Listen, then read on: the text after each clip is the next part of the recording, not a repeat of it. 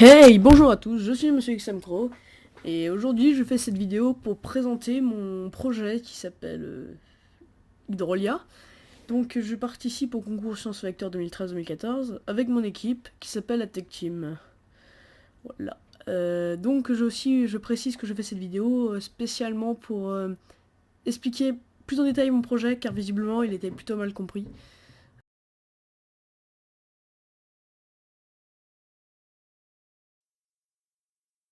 Donc voilà, on va pouvoir entamer la partie présentation. Donc ici nous avons le nom du projet, c'est-à-dire Hydrolia en haut, enfin, vous voyez je suppose, et une image qui symbolise bien le principe de la centrale car elle produit de l'énergie qu'on pourrait appeler verte. Donc voilà ce qui est pour la présentation, ce qui est la première page de présentation. Centrale électrique 2.0.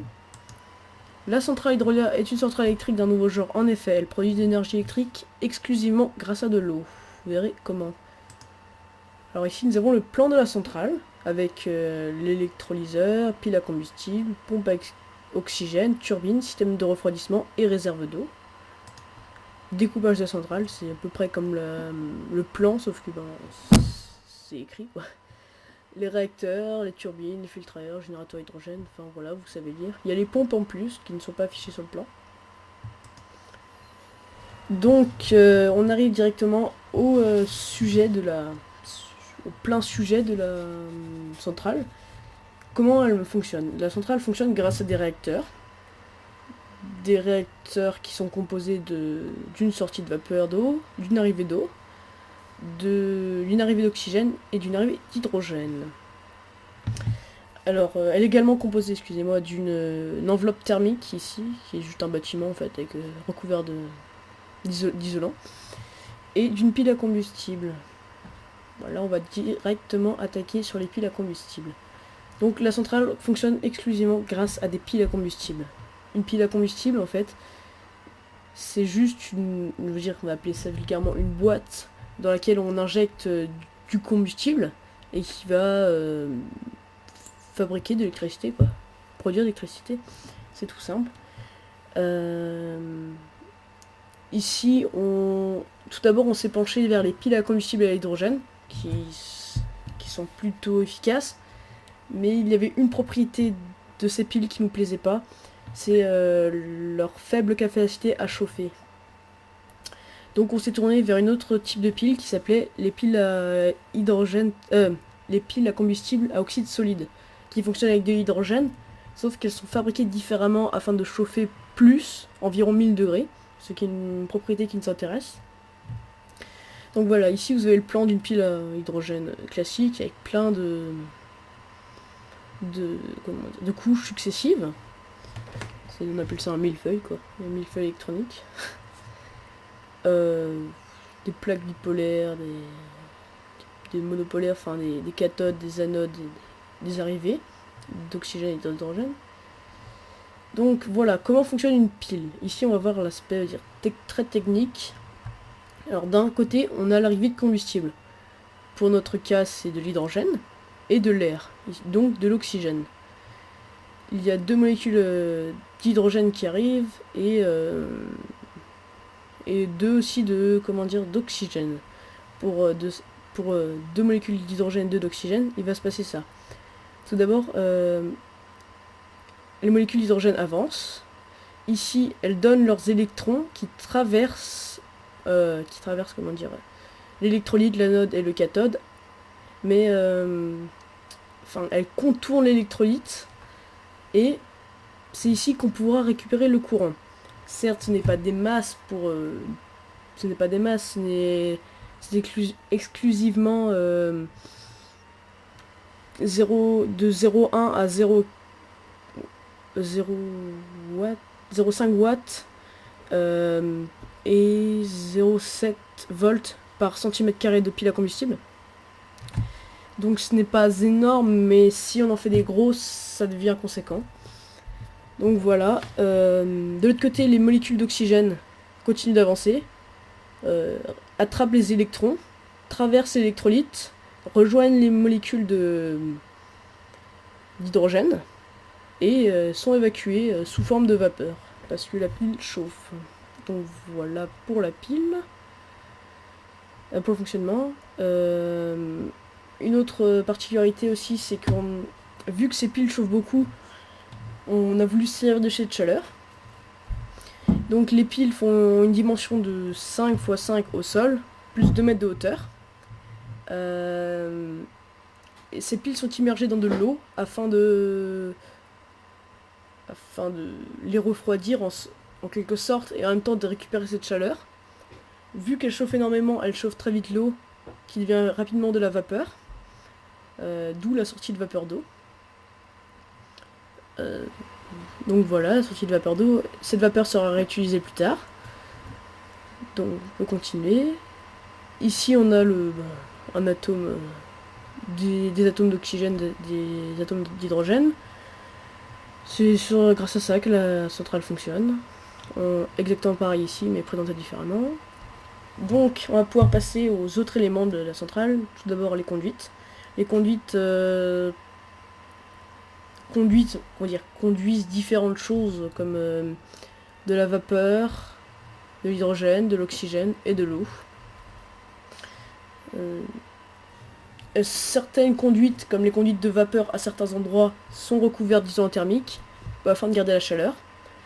Les conduites de vapeur et d'hydrogène, enfin toutes les conduites en général, sont équipées de multiples vannes, électrovannes, afin de pouvoir contrôler la centrale, afin de contrôler les débits, et de systèmes de dépressurisation d'urgence, afin d'éviter tout problème, autrement dit des soupapes. Voilà ce qui est pour les conduites. Une autre image de conduite. Maintenant on peut passer aux turbines. Oui, les turbines fonctionnent grâce à la vapeur expulsée par les réacteurs. D'où la sortie de vapeur qu'on vous avez pu voir tout à l'heure. Donc ces turbines sont une pièce importante des centrales car elles produisent à peu près la moitié de l'électricité totale. Ce qui représente une centaine de mégawatts si je me trompe pas. Ce qui est donc assez intéressant en soi. Voilà, sinon il n'y a pas beaucoup d'autres choses à dire pour les turbines. Alors, tout à l'heure, vous avez pu voir que la centrale fonctionne grâce à des piles à combustible. Ces piles à combustible sont alimentées par de l'oxygène et de l'hydrogène, mais l'oxygène doit être sans impureté, super épuré, voilà, c'est le mot que je cherchais. Donc il faut des filtres à air, donc système de pompe et de filtres à air. Vous avez un exemple ici, je vous laisse regarder, voilà. Et elles doivent être aussi alimentées par de l'hydrogène. Donc, pour fabriquer de l'hydrogène, il y a plusieurs solutions, mais celle qui me paraissait la mieux était l'électrolyse, autrement dit les systèmes HHO. Le principe est tout simple. En fait, on va électrifier de l'eau, de l'électrolyte précisément. C'est de l'eau, on va dire, qu'on rend conductrice. Donc voilà comment ça fonctionne. On injecte du courant dans un anode et un cathode. Et ça va produire d'un côté de l'hydrogène et de l'autre de l'oxygène. Cet oxygène est renvoyé vers les filtres à air afin d'assurer un peu de production d'oxygène. Et l'hydrogène va être réutilisé directement pour la centrale. Enfin, pour alimenter les piles à combustible. Donc maintenant, on passe au système de refroidissement. Alors là, tout de suite, je vous préviens, par contre, je n'ai pas réussi à trouver d'image qui me convenait. Alors vous auriez juste ce petit schéma-là. La partie droite du schéma ne nous intéresse pas trop, c'est surtout la partie gauche. Alors ici en bas, vous avez une flèche rouge. On va dire qu'elle symbolise une conduite d'eau. Donc, et une conduite de vapeur dans le système de refroidissement. Qui d'ailleurs ressemble, dans le design que nous avons développé, il ressemble à une cheminée nucléaire. Alors, donc, la conduite de vapeur transporte la vapeur. Et ces conduites-là serpentent dans la cheminée. On ne va pas appeler ça la cheminée nucléaire puisque ce n'est pas une centrale nucléaire. Dire la cheminée tout court, qui est remplie d'eau. Elles serpentent comme ça. Et au fur et à mesure, donnent leur chaleur à l'eau ambiante. La flèche bleue symbolise l'eau ambiante. On appelle ça la dissipation. Donc au fur et à mesure que le conduite serpente, elle donne sa chaleur et grâce à cela, on arrive à refroidir la vapeur. Les conduites serpentent sur plusieurs étages. Et entre les étages, les conduites sont mises en quinconce. Vu que l'eau chaude remonte et l'eau froide descend, il ne faudrait pas que l'eau chaude qui remonte affecte les conduites plus haut. Donc voilà ce qui est pour le système de refroidissement. La réserve d'eau, c'est la pièce maîtresse. C'est grâce à l'eau que toute la centrale fonctionne. En soi, elle est très simple, puisque c'est juste une réserve avec de l'eau dedans. Et voilà, comme vous pouvez lire à droite, son débit est contrôlé grâce à des électrovannes. Et elle interagit directement avec le système de refroidissement, puisque l'eau du système de refroidissement est renouvelée en continu, grâce à la réserve d'eau. Donc maintenant, nous arrivons au sujet phare, le sujet d'actualité, c'est que de nos jours, il faut économiser l'eau, c'est important.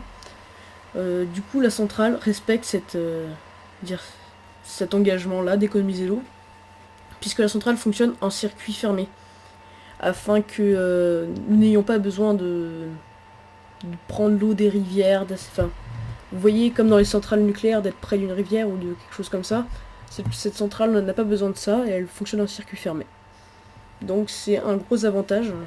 Il faut la remplir une fois et après la centrale fonctionnera d'elle-même. Voilà ce qui est pour l'eau. Aussi, excusez-moi, j'avais oublié, pour les pompes, voilà, vous avez des systèmes de pompe, c'est tout simple. Ça pompe l'eau, ça la fait tourner dans le système. Quand il faut la faire avancer plus vite ou la faire remonter l'eau. Donc voilà, vous avez des images. Le principe d'une pompe, c'est tout bête. Ensuite, nous allons parler un petit peu des bâtiments de la centrale. Les bâtiments sont faits avec des matériaux recyclés, car c'est aussi un sujet d'actualité, recycler les matériaux, tout. Du coup, excusez-moi, pardon. Du coup, nous avons fait des recherches sur les matériaux recyclés. Nous sommes arrivés à cette conclusion. Pour la centrale, il vaut mieux utiliser du bois, de la brique recyclée, comme vous voyez à droite, et de l'isolation recyclée. Ça se trouve de nos jours maintenant. Cette isolation pourrait servir pour les bâtiments eux-mêmes, mais aussi pour le réacteur qui, comme vous vous rappelez, avait besoin d'une isolation. Donc cet isolant-là pourra servir à ce bâtiment-là, par exemple. Ensuite, nous allons finir pour quelques chiffres. D'après les calculs effectués, une centrale de ce type produirait, là excusez-moi il y a un petit bug, produirait 200 MW pour 4 piles à combustible. Un bon chiffre valorisant les technologies des piles à combustible. Donc voilà, c'est la fin de cette vidéo de présentation. Si vous voulez en savoir plus, n'hésitez pas à m'envoyer des MP, tout. Et si ça vous plaît, venez aimer le projet de la Tech Team sur la page Science Factor. Merci à vous.